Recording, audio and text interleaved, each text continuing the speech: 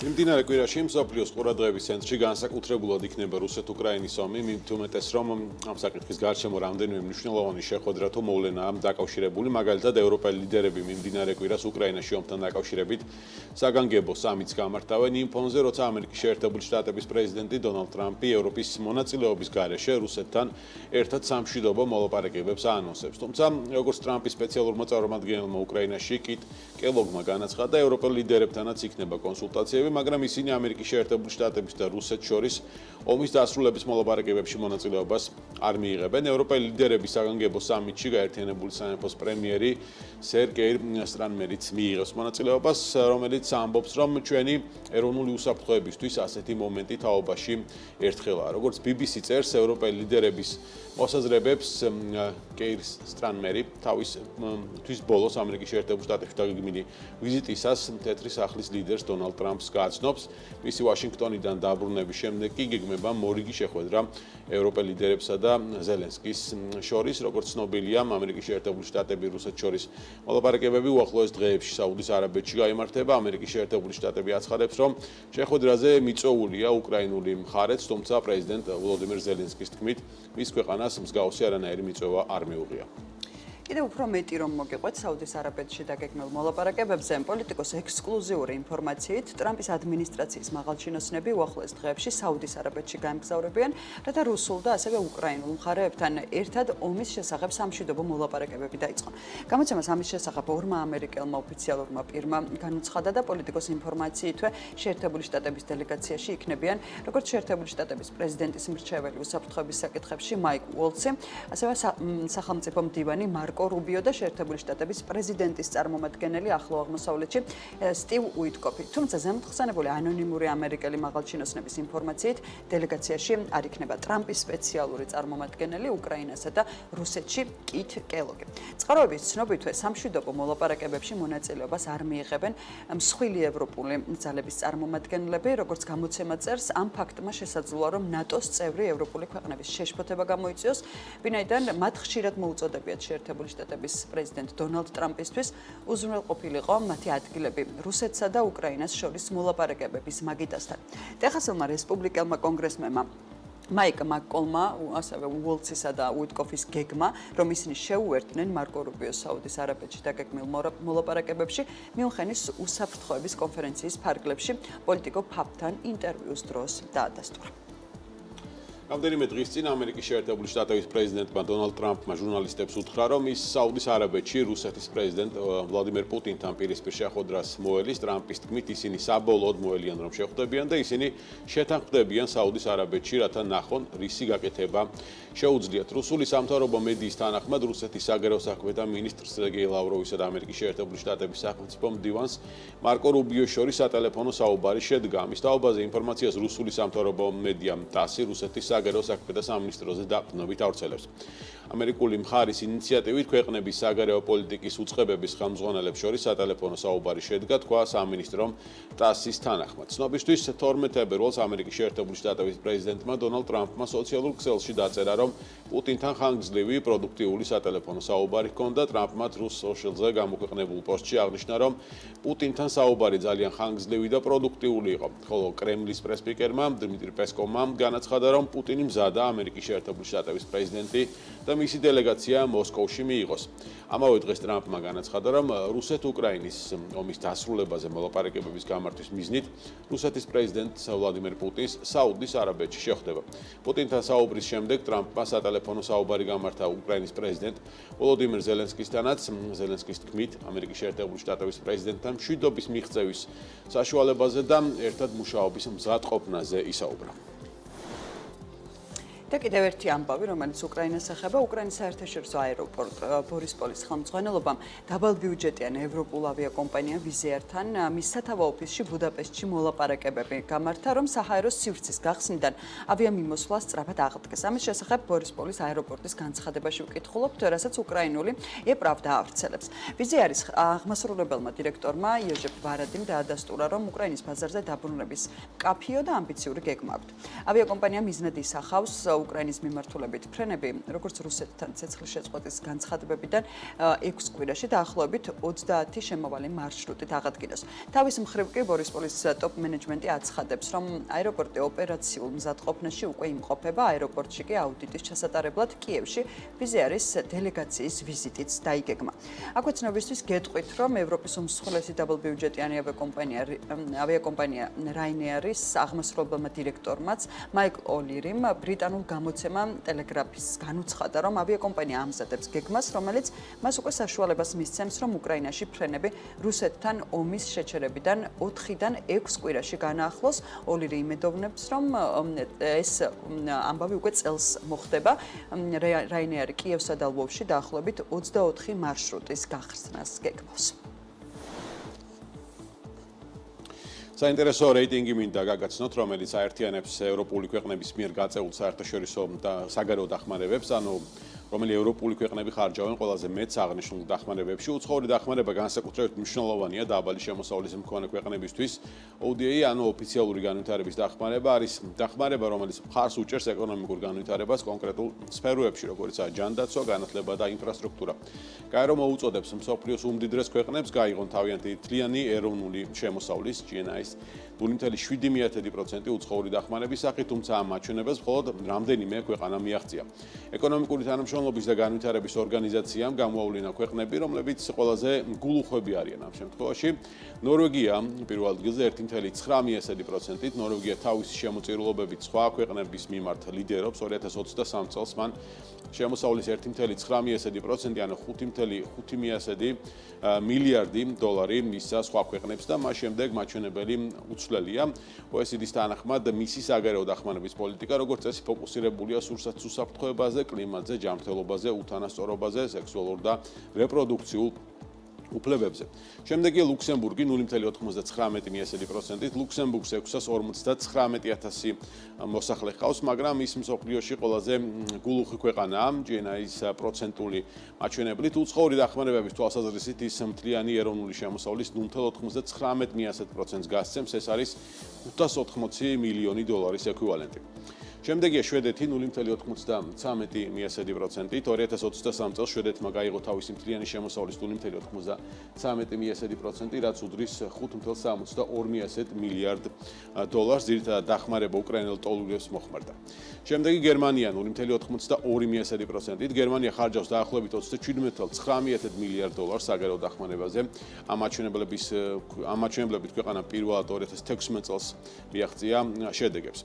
და შემდეგ დანია 0.73%-ით, დანია მთლიანი შემოსავლის 0.73%-ს გასცემს სხვა ქვეყნების დასახმარებლად, რაც მთლიანობაში 3.6 მილიარდი დოლარის ექვივალენტია. მისი საგარეო დახმარების დიდი ნაწილი მიდის აფრიკის ღარიბ ქვეყნებში, თუმცა ასევე შეიქმნა დახმარების ფონდი უკრაინისთვის. ირლანდია 0.67%, 2023 წელს ირლანდიამ უცხოური დახმარების სახით 2.82 მილიარდი დოლარი გასცა, რაც მისი მთლიანი შემოსავლის 0.67%-ია, ქვეყანა ძირითადად ტოლურებს ეხმარება. ნიდერლანდები 0.66%. უცხოური დახმარების წილი ნიდერლანდებმა ბოლო 10 წლეულის განმავლობაში შეამცირა, თუმცა მაჩვენებელი მაინც შთამბეჭდავია 7.36 მილიარდი დოლარის ექვივალენტი. მოსალოდნელია, რომ დახმარების სახით ქვეყანა ისევ გასცემს 8 მილიარდ დოლარამდე წელიწადში.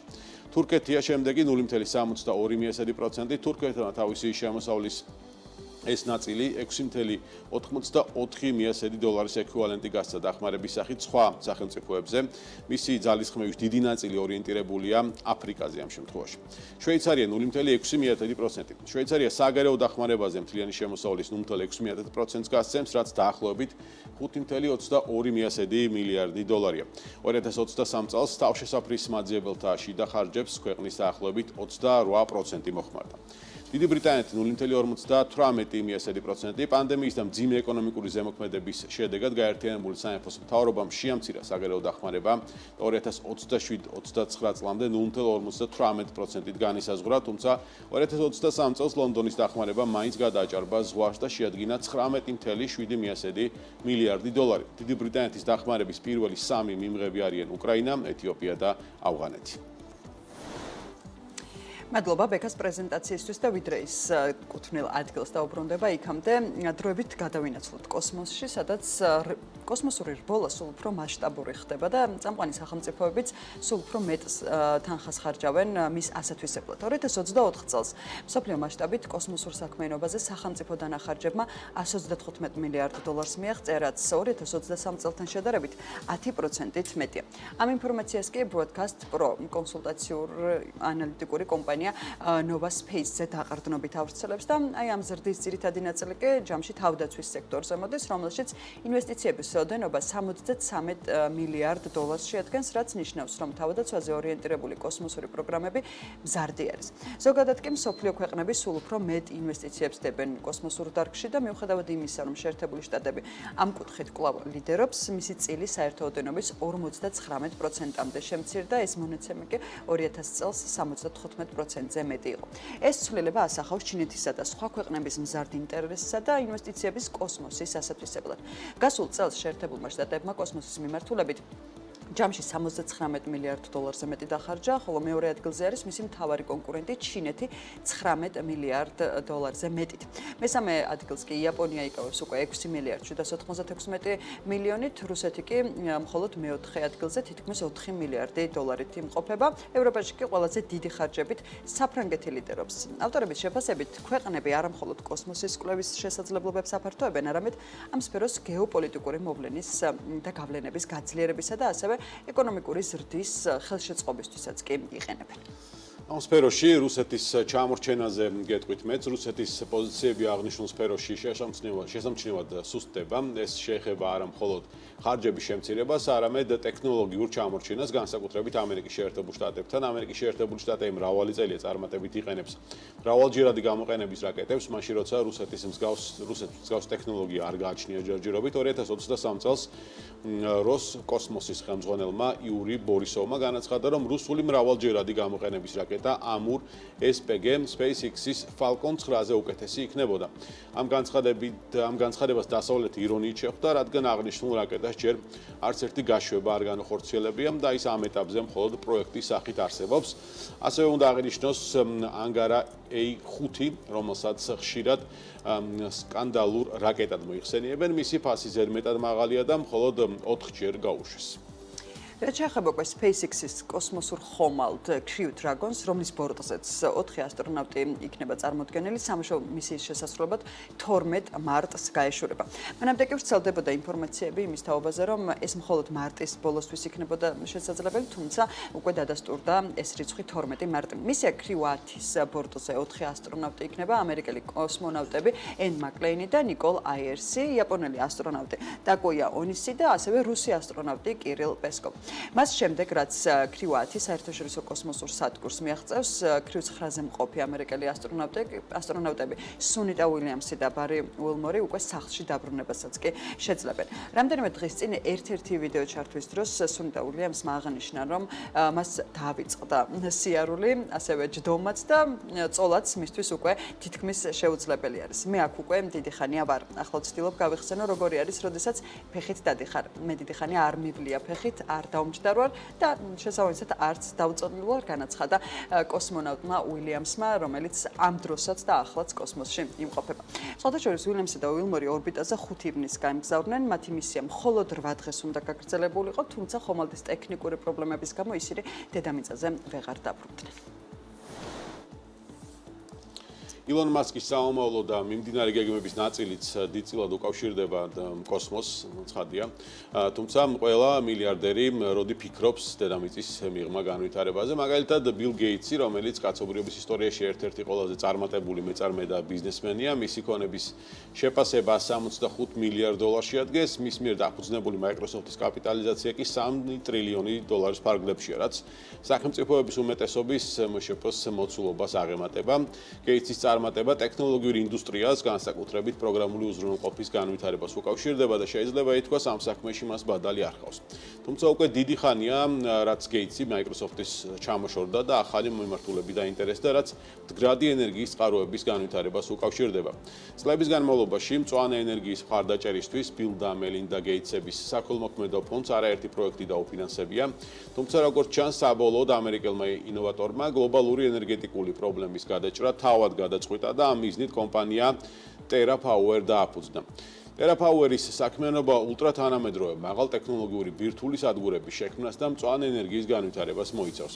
ის ტექნოლოგია, რომელზედაც TerraPower-ის გუნდი მუშაობს, იმდენად ახალი და კომპლექსურია, რომ მის დასამტკიცებლად და შესაფასებლად ამერიკის შეერთებულ შტატებში ჯერ რეგულაციებიც კი არ არსებობს, ანუ კანონმდებლებს Gates-ის სტარტაპთან დაწევა მოუწევთ.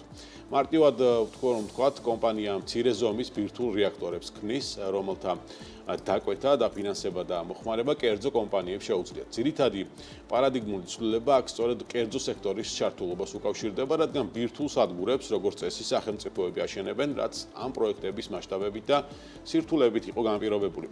Gates-ი და მისი თანამოაზრეები კი ფიქრობენ, რომ ენერგეტიკული პრობლემის გადაჭრა ბირთვული სადგურების ზომის შემცირებას და მათ განვითარებაში კერძო სექტორის ჩართვას შეუძლია. რადგან კერძო სექტორი, როგორც წესი, ყველაფერს უფრო იაფად, სწრაფად და ხარისხიანად ქმნის, ვიდრე ქვეყნის მთავრობა. ცოტა ხნის წინ TerraPower-მა და Sebei-Data ცენტრმა თანამშრომლობა დაიწყეს, რაც მონაცემთა ცენტრების გამოსაკვლევად საჭირო ბირთვული სადგურების მშენებლობას მოიცავს. სწორედ დატა ცენტრებია ის მიმართულება, რომელსაც ამ ეტაპზე Gates-ის კომპანია უმიზნებს, რადგან ამისთვის არაერთი მიზეზი არსებობს. მთავარი კი ტექნოლოგიური გიგანტების გააქტიურება. ხელოვნური ინტელექტის მზარდი ენერგეტიკული მოთხოვნილებების დასაკმაყოფილებლად უმსხვილეს ტექნოლოგიური კომპანიები საკუთარი ბირთვული სადგურების მშენებლობას იწყებენ. Google-ის, Microsoft-ის და Amazon-ის შემდეგ ანალოგიური გადაწყვეტილება Mark Zuckerberg-ის Meta მიიღო, რომელიც საჯარო ტენდერს აცხადებს და დეველოპერულ კომპანიებს ბირთვული სადგურების მშენებლობის კონტრაქტებს თავაზობს, თანაც რეკორდულად სწრაფ ტემპში. აქ ალბათ შესაძლოა გაჩნდეს კითხვაც, თუ რატომ მაინც და მაინც ბირთვული ენერგია, პასუხი კი ამ შემთხვევაში მარტივი არის დატა ცენტრების მოსამარაგებლად, ტექნოლოგიური გიგანტების ენერგეტიკული მოთხოვნილებების დასაკმაყოფილებლად, საჭირო მზის პანელების განთავსება კოლოსალურ ხარჯებთან და ასევე ლოგისტიკურ გამოწვევებთან არის დაკავშირებული და ჰესების აშენება ამ შემთხვევაში ზედმეტად რთულია და გამომუშავებული სიმძლავრის შედარებაც ბირთვულ ენერგიასთან უბრალოდ შეუძლებელი არის, ამიტომ ატომის გახლეჩა დამშეული და ასევე AI-ის გამოსაკვებად საუკეთესო გზად რჩება. თანაც ხელოვნური ინტელექტის ენერგომოხმარება კი ისეთი ტემპით იზრდება მსოფლიოში, რომ მის დასაკმაყოფილებლად ამჟამად არსებული ინფრასტრუქტურა საკმარისი ვერ იქნება, ამიტომ საქმეში ენერგიის ყველაზე ეფექტიანი წყაროს ჩართვა გახდა და ხდება საჭირო, რომელიც სწორედ ბირთვული რეაქტორი არის.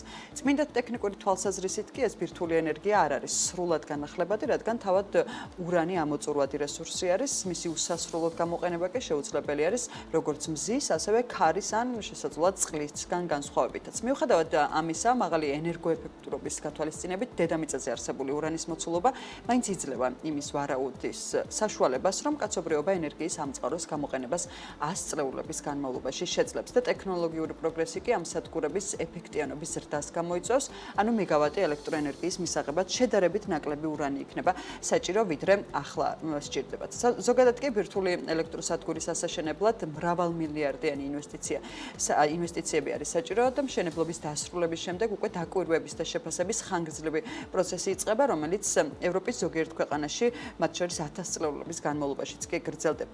მშენებლობის დაწყებიდან ექსპლუატაციაში შესვლამდე საჭირო პერიოდი და ხარჯები ის ორი მთავარი ფაქტორი არის, რომელთა გამოც კერძო ინვესტორები ასეთი ამბიციური პროექტების განხორციელებისგან თავს იკავებენ, თუმცა საქმე როდესაც ტექნოლოგიურ გიგანტებთან გვაქვს, მაშინ თანხის მოცულობაც ჯამში პრობლემას არ წარმოადგენს, რადგან Microsoft-ის, Meta-ს, Amazon-ისა და Google-ს ფაქტობრივად ულიმიტო რესურსებთან აქვთ წვდომა, შესაბამისად ისინი ყველაფერს გააკეთებენ იმისთვის, რომ AI გამოყვებონ, რომელსაც ყოველდღიურად მეტი ენერგია სჭირდება.